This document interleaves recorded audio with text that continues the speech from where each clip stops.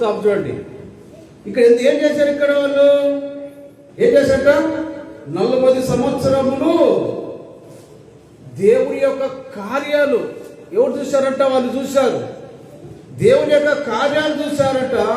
అయితే ఏం చేశారు? మళ్ళీ వాళ్ళు దేవుడిని వాళ్ళు ఏం చేశారు?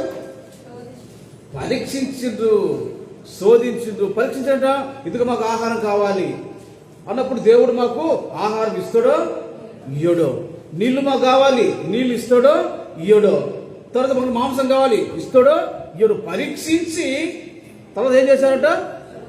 మాకు ఖచ్చితంగా కావాలి, నువ్వు ఏం చేసుకుంటావు మాకు తెలుసు. మోసే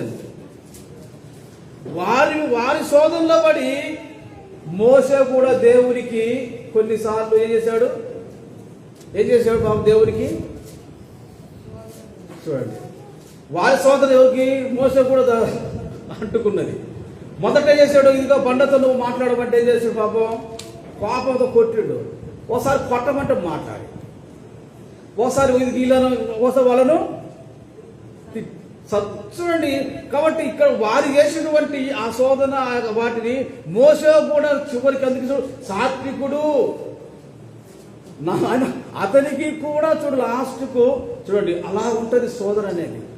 అందుకే ఇక్కడ వాళ్ళు ఏం చేశారంటే వాళ్ళు 40 సంవత్సరములు నా కార్యములు చూచి మీ పితరులు నన్ను పరీక్షించి శోధించిరి. ఎవరు చెప్తుంది? ఇక్కడ మనకు ఇక్కడ చెప్తున్నాడు పరిశుద్ధాత్ముడు. ఎవరు చెప్తున్నాడు?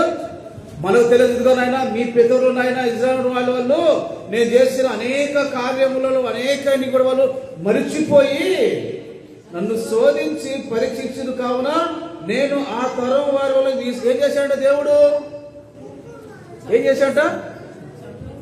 విసిగిపోయిందంట.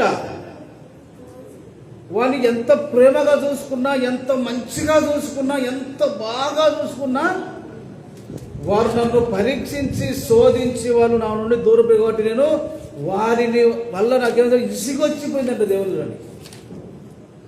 అంటే ఇసుగొచ్చిందంటే వాళ్ళు ఎంత చేసింటారు.